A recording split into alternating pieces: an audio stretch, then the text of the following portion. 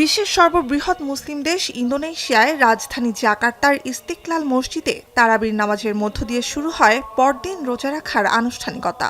২৮ কোটি জনসংখ্যার দেশটিতে ৮৭% মুসলিমের জন্য পবিত্র রমজান শুরু হয়েছে শনিবারই। Efisiensi anggaran ini karena seperti itu kalau untuk dari masyarakat sendiri ya. Berharap tentu biar mereka juga bisa merasakan Ramadan dengan nyaman ya seperti kita.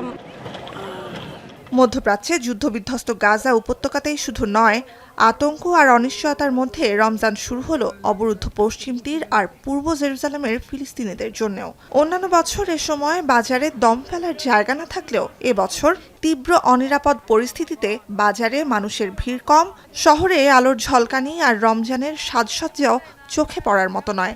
من أجل حماية الناس من الشتاء وإن شاء الله برد الشتاء ومن أجل أن يكون إن شاء الله استقبال أكبر عدد ممكن في داخل المصليات وفي يعني تبقى يزينوا أضواء وما أضواء وهيك شغلات يعني بس هلا والله ما حدا له خلق على هذا الإشي।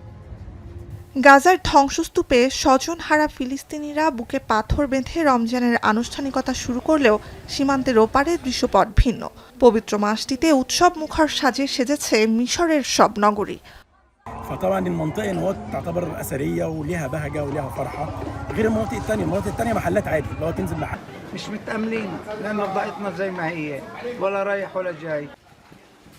শুক্রবার সন্ধ্যায় চাঁদ দেখা যাওয়ায় শনিবার থেকে সিয়াম সাধনা শুরু হয় মধ্যপ্রাচ্য, আমেরিকা, ইউরোপ, অস্ট্রেলিয়া, এশিয়ার দক্ষিণ পূর্বাঞ্চল সহ বিশ্বের বেশিরভাগ অঞ্চলে। সিরিয়ার রাজধানী দামেস্কে কাসিউন পর্বতের চূড়া থেকে টেলিস্কোপ দিয়ে রমজানের চাঁদ দেখেন সিরীয় জ্যোতির্বিজ্ঞান সমিতির সদস্যরা।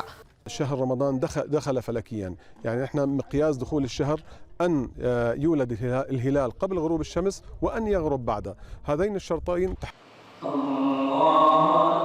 ইসলাম ধর্মে পবিত্রতম এবং হিজরি বর্ষপঞ্জির নবম মাস রমজান। নতুন চাঁদ দেখা যাওয়া থেকে রমজানের সিয়াম সাধনা শুরু, যেটি ইসলামের 5টি স্তম্ভের অন্যতম। শাওয়াল মাসের নতুন চাঁদ দেখা গেলে সমাপ্তি ঘটবে রমজানের এবং শুরু হবে মুসলিমদের সবচেয়ে বড় ধর্মীয় উৎসব ঈদ উল ফিতর। তার আগ পর্যন্ত রমজানে মাস জুড়ে সারা বিশ্বের ধর্মপ্রাণ মুসল্লিরা আল্লাহর ইবাদতের উদ্দেশ্যে দিনভর বিরত থাকবেন সব ধরনের খাবার গ্রহণ ও পানীয় পান করা থেকে। নুজহাত কামাল, এখন বিশ্ব।